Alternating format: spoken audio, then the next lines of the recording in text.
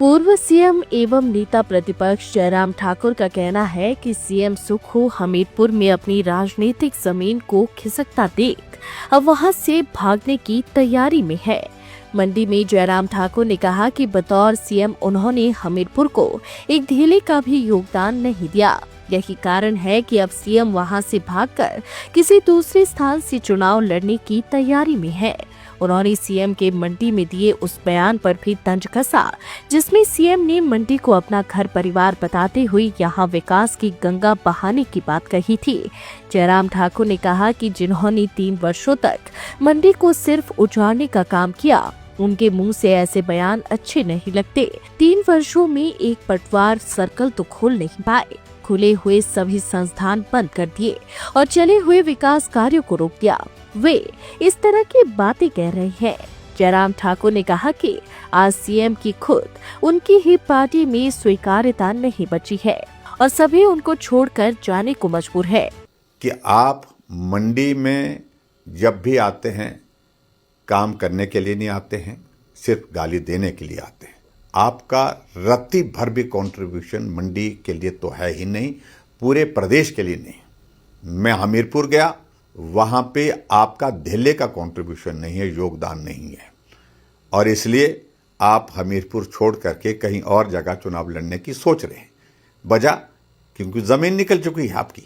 पिछले 3 वर्षों से तो आपने मंडी को उजाड़ा है, हर तरह से उजाड़ा है, संस्थान बंद किए हैं, विकास के कार्य सारे एक एक करके बंद किए हैं। इसके अलावा दूसरा आप बताओ सही, एक पटवार सर्कल तक तो आप मंडी को दे नहीं पाए हैं, सब कुछ बंद किया है आपने। इसलिए मेहरबानी करके ये बातें मत कहिए, क्योंकि आप हर मोर्चे पर विफल हुए हैं, असफल हुए हैं और इसी कारण से आपका पार्टी के अंदर जो है आपकी स्वीकार्यता समाप्त हो गई। पार्टी के लोग छोड़ रहे हैं, पार्टी के लोग छोड़ने के साथ साथ में आपके विधायक छोड़ रहे हैं।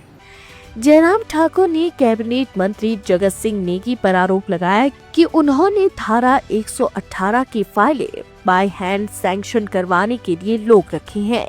जयराम ने कहा कि जगत सिंह नेगी के विभागों में भयंकर भ्रष्टाचार चल रहा है। तो उन्होंने जगत सिंह नेगी के उस बयान पर भी प्रतिक्रिया दी जिसमें नेगी ने जयराम से आपदा के नाम पर एकत्रित राशि पर श्वेत पत्र जारी करने की मांग की थी। जयराम ठाकुर ने कहा कि दानी सज्जनों ने जो भी मदद दी है वो सीधे प्रभावितों को दी गई है। मददगारों ने प्रभावितों की वास्तविक स्थिति को जानने के बाद ही उन्हें ये राहत दी है। इस तरह के आरोप बेबुनियाद है। उन्होंने आपदा प्रभावितों की मदद करने वाले सभी मददगारों का आभार भी जताया। पहली बात तो मैं एक बात कहना, जिन लोगों ने आपदा में जो मदद की है उनका मैं धन्यवाद करता हूँ, हृदय से धन्यवाद करता हूँ। जिन लोगों ने मदद की है अधिकांश उनके प्रतिनिधियों के सामने और जो मदद करने वाले लोग थे उनके सामने लोगों को खड़ा होकर के वहाँ पर सामान का वितरण किया है। दूसरी बात, जिन्होंने चेक के माध्यम से मदद की है वो सारी की सारी मदद जो हमने लोगों को डिस्ट्रीब्यूट की है, या तो उनका अपना प्रतिनिधि होता था, जिस संस्था ने जिस आदमी ने दिए हैं, या तो स्वयं उनकी प्रेजेंस में दिए हैं, या उनके प्रतिनिधि, या जब प्रतिनिधि ने तो उनको एक एक चेक की डिटेल दी है। आपका इतनी राशि का चेक इस व्यक्ति को हमने दिया है, आप वेरीफाई कर लें। और मैं दूसरा पूछना चाहता हूँ, आपकी 118 में क्या हो रहा है? श्रीमान जी, कितने लोग रखे हैं आपने जो नीचे से फाइल लेकर के कहते हैं कि अब बाई हैंड कराएंगे? कौन लोग हैं वो?